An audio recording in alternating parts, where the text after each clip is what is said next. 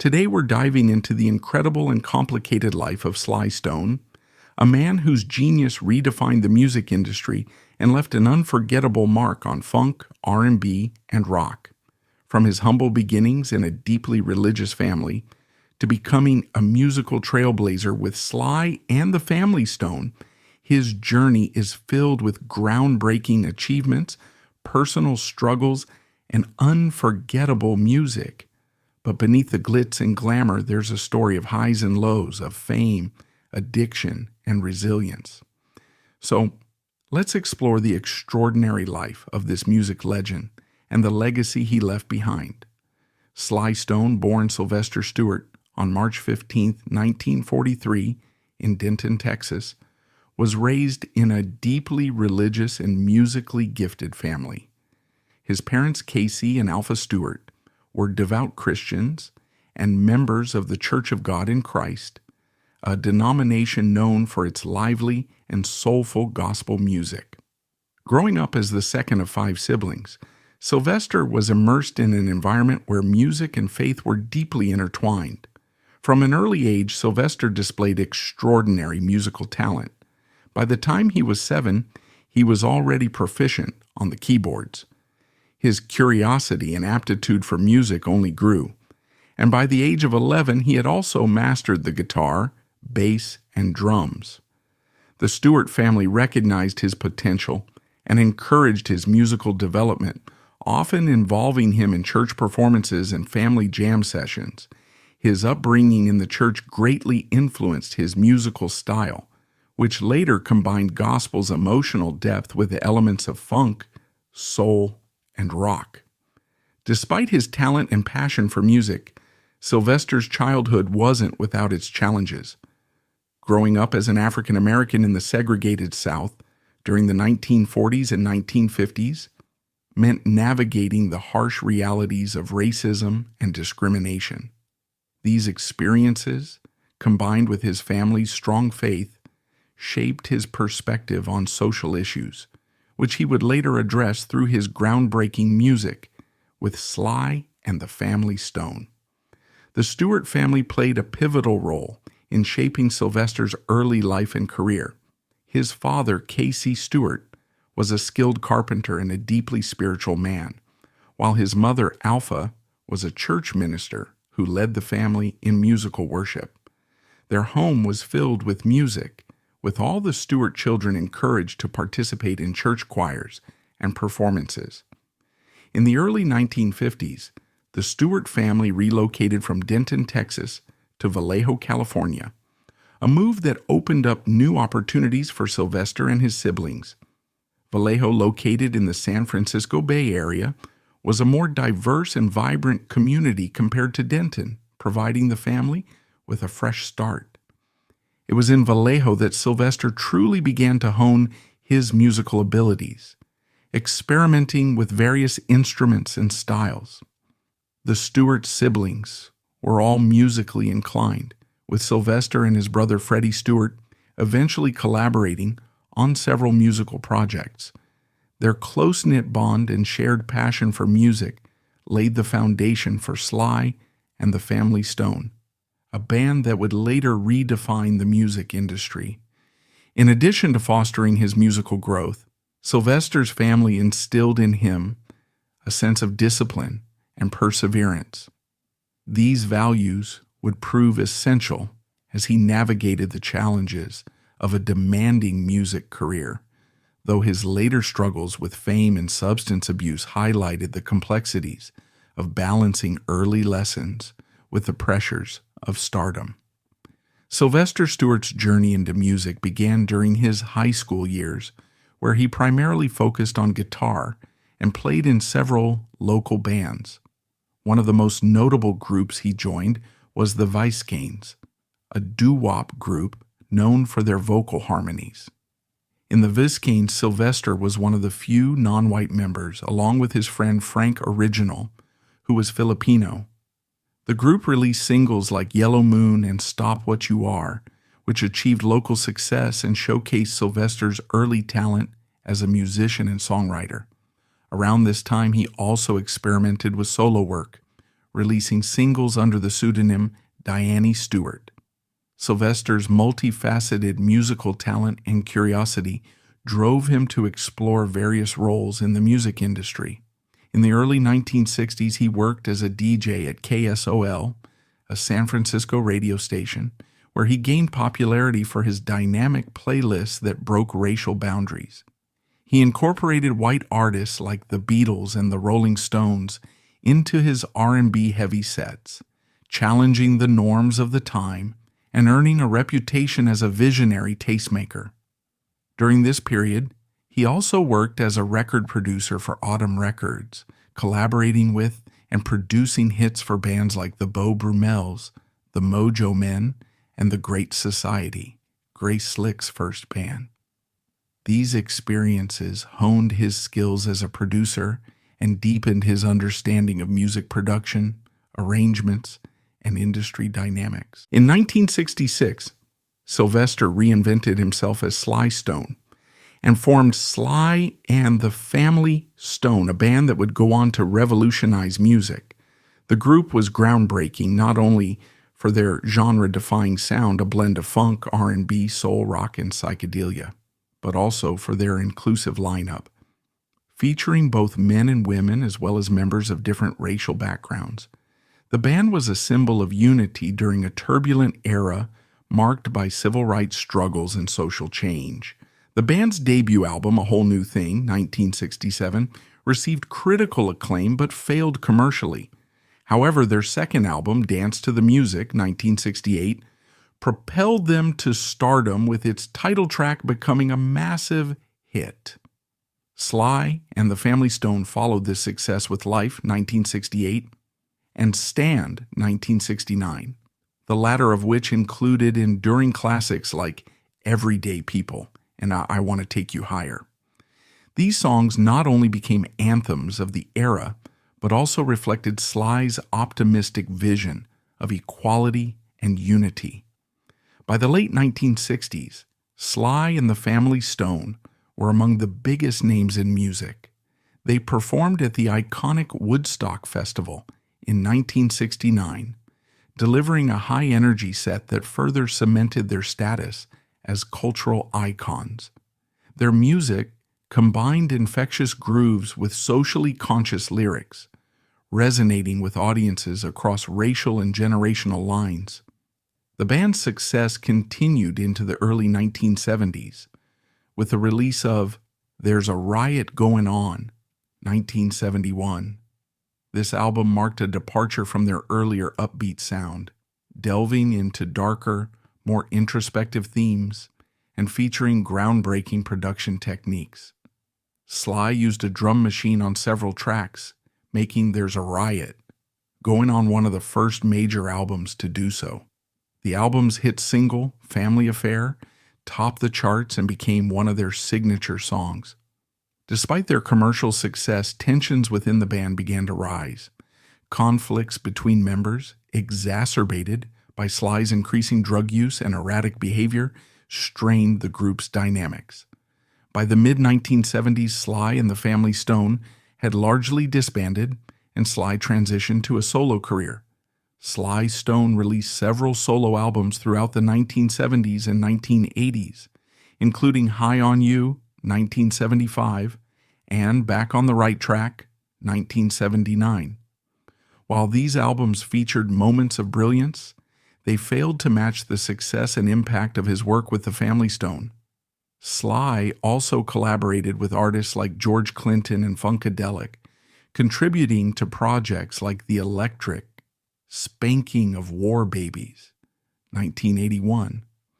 However, Sly's career was increasingly overshadowed by his struggles with substance abuse and legal issues. His erratic behavior and frequent absences from performances tarnished his reputation, and by the 1980s he had largely retreated from the public eye. Although his later career was marked by decline, Sly Stone's influence on music remains profound. His innovative approach to songwriting, production, and genre blending paved the way for countless artists across funk, R&B, hip-hop, and rock. In 1993, Sly and the Family Stone were inducted into the Rock and Roll Hall of Fame, a testament to their lasting impact on music and culture. Despite his personal struggles, Sly's contributions to music continue to be celebrated, with his songs regularly covered and sampled by artists around the world. In 2011, news surfaced that Sly Stone was living in a van in Los Angeles, highlighting the stark contrast between his past fame and his present struggles. Yet, his legacy as a musical pioneer and cultural icon endures, cementing his place as one of the most influential figures in the history of modern music. Sly Stone's life and career, while filled with groundbreaking achievements, were also marked by a series of scandals and controversies that shadowed his success. After moving to Los Angeles in 1969, Sly and the members of Sly and the Family Stone became deeply entrenched in the drug culture of the era. The band's newfound fame brought wealth and excess, but it also introduced significant problems, particularly with heavy substance abuse.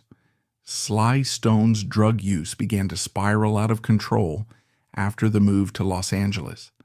Cocaine and PCP, phencyclidine, became the substances of choice, and the effects of addiction quickly infiltrated both his personal and professional life. The once charismatic leader's erratic behavior started to take a toll on the band. Live performances became increasingly unpredictable. Concerts were often delayed, canceled, or marred by no-shows and incomplete sets. By the early 1970s, the band's reputation began to suffer. Promoters became hesitant to book Sly and the Family Stone due to their unreliability, resulting in significant financial losses. In 1970 alone, 26 of the band's 80 scheduled concerts were canceled, while others started hours late or ended prematurely. These issues alienated fans and strained relationships within the band, particularly as tensions between Sly and bassist Larry Graham escalated. The pressures from their record label, Epic Records, compounded the issues. Epic demanded new material from Sly, but his drug use and erratic behavior hindered his ability to deliver. Instead of new albums, the label resorted to releasing a greatest hits album in 1970 to capitalize on the band's prior successes.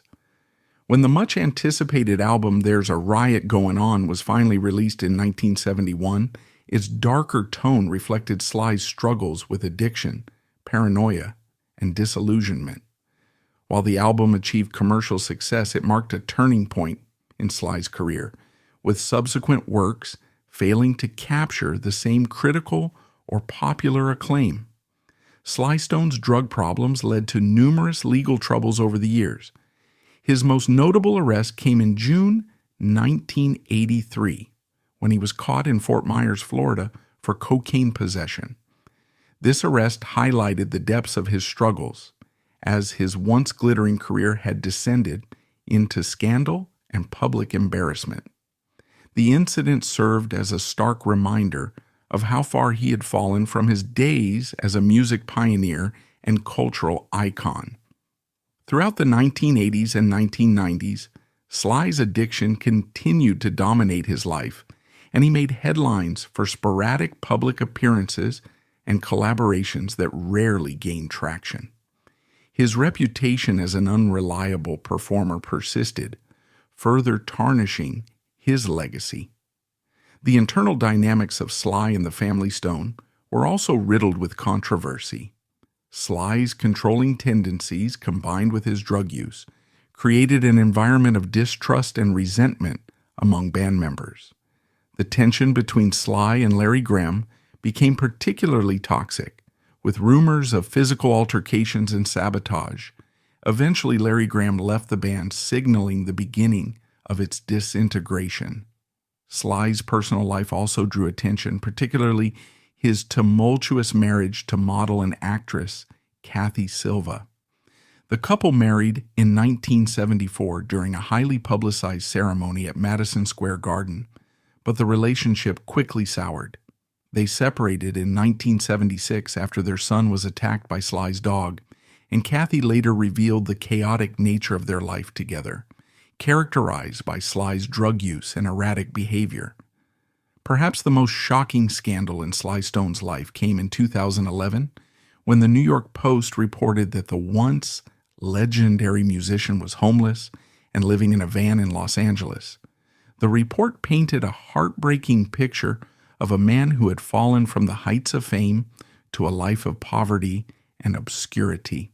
A retired couple in the Crenshaw neighborhood provided him with food and a place to shower, but the news of his dire situation shocked fans and highlighted the devastating consequences of his addiction and financial mismanagement.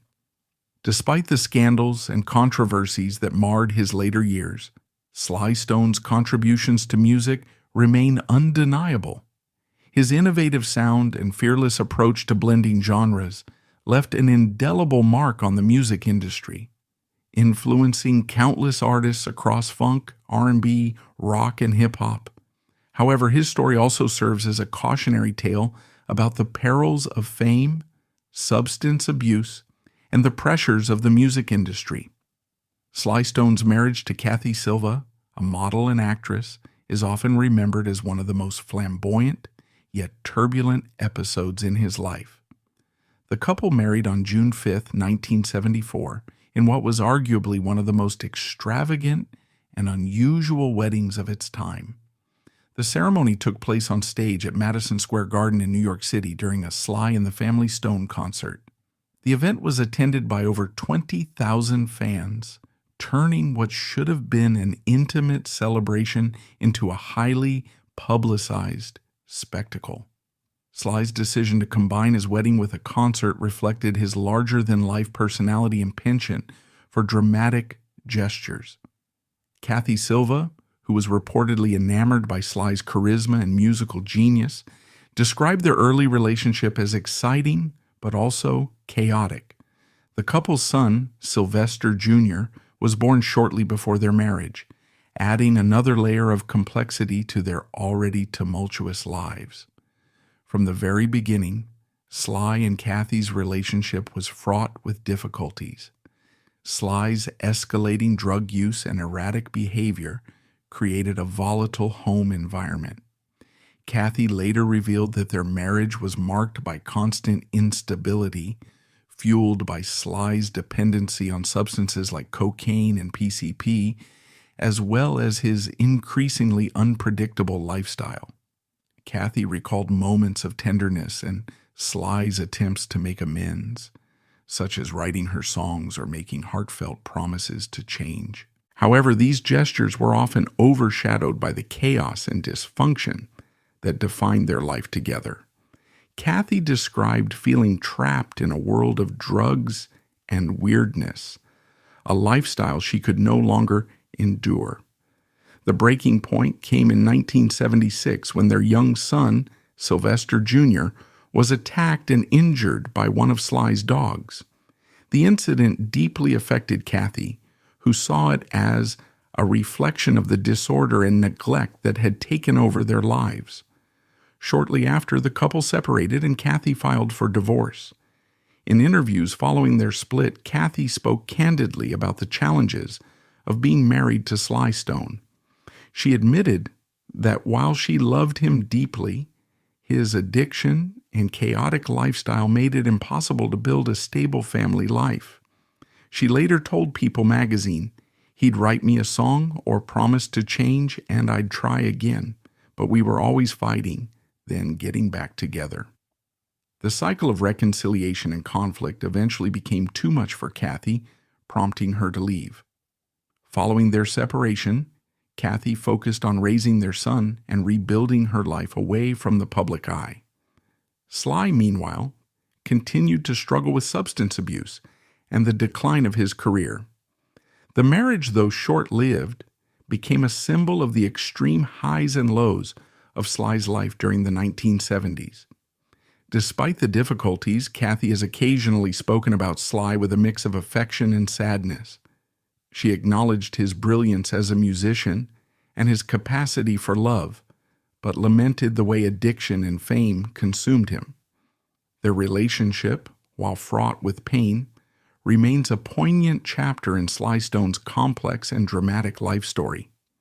Sly Stone's life was defined not only by his groundbreaking music, but also by his connections with other influential artists and collaborators. Throughout his career, Sly cultivated a wide range of professional and personal relationships, many of which reflected his unique musical vision and larger-than-life persona. Despite the decline of his career in the later years, these collaborations and associations were key highlights of his journey. After the peak of his success with Sly and the Family Stone, Sly continued to work with some of the most prominent figures in music, particularly in the funk and soul genres. One of his most notable partnerships was with George Clinton, the leader of Parliament Funkadelic. Clinton, often regarded as a pioneer of funk music, viewed Sly as both an inspiration and a kindred spirit. Sly contributed to Funkadelic's The Electric Spanking of War Babies, 1981, adding his unique touch to an already eclectic and influential project. In the late 1980s, Sly collaborated with Earth, Wind & Fire, lending his vocals to the song Good Time from their album Touch the World, 1990. This collaboration showcased Sly's ability to contribute meaningfully to music, even during a period when his career had largely faded from the public eye.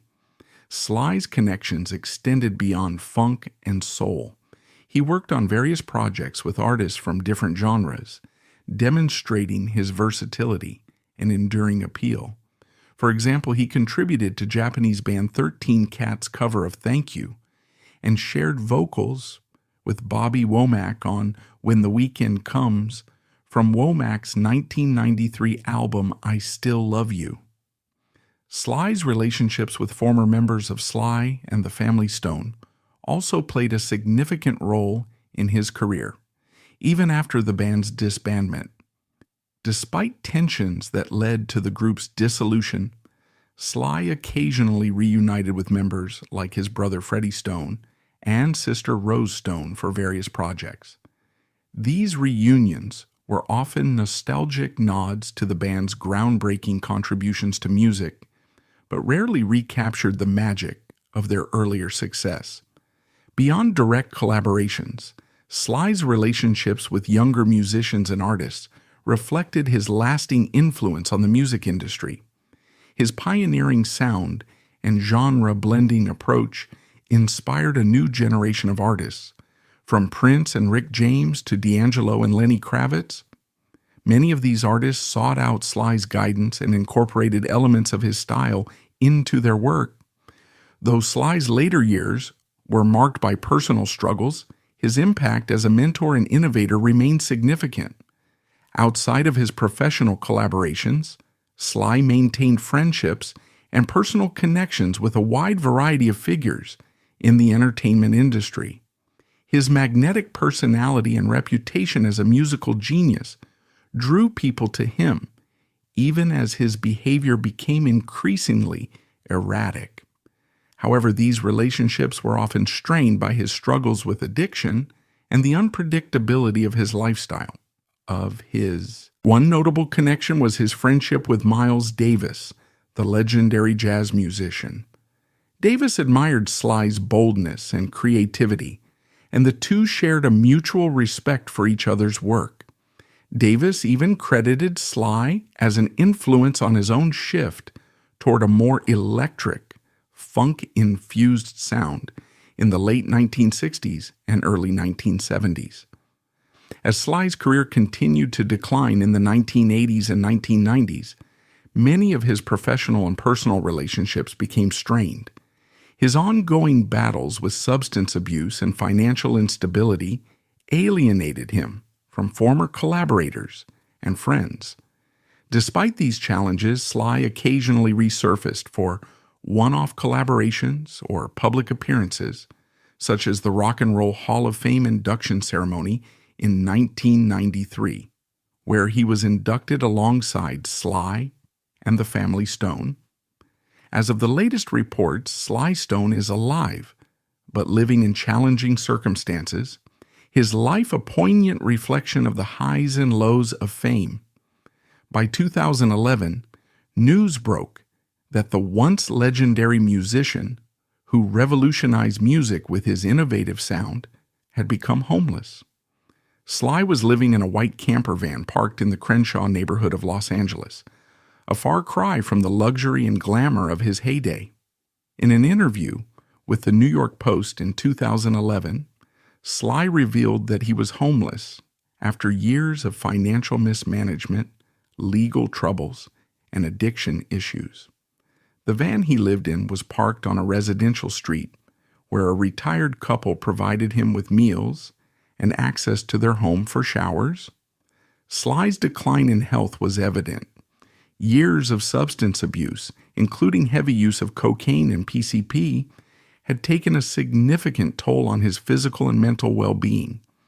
Sly explained that he had chosen this lifestyle partly out of necessity and partly because of mistrust toward the music industry and those around him.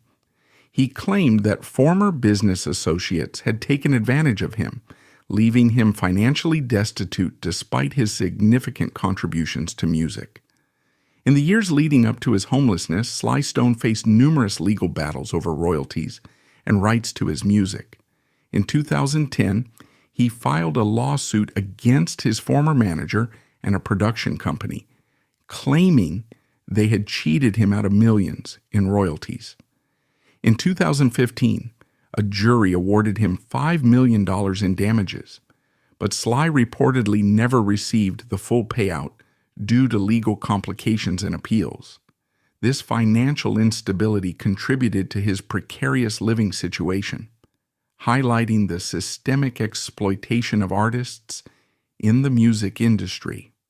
Given Sly's reclusive lifestyle and deteriorating health, rumors about his death have circulated periodically over the years.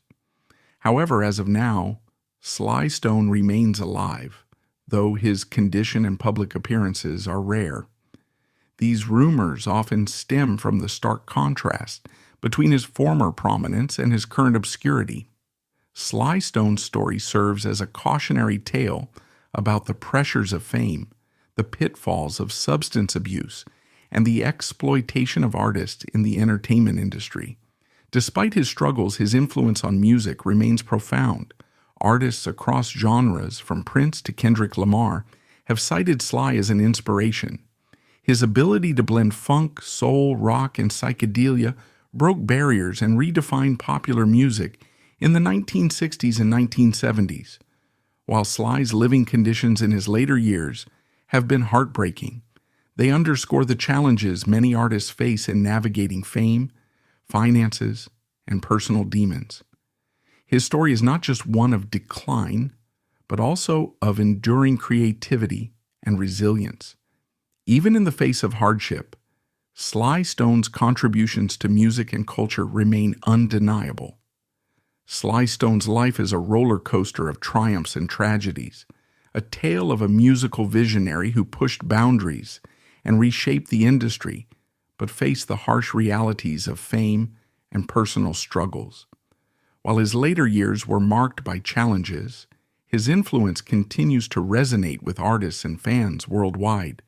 Sly's story reminds us of the power of music to inspire change and the fragility of those who create it. Thank you for joining us on this journey through the life of Sly Stone. If you enjoyed today's video, don't forget to like, comment, and subscribe for more stories about the legends who shaped our world.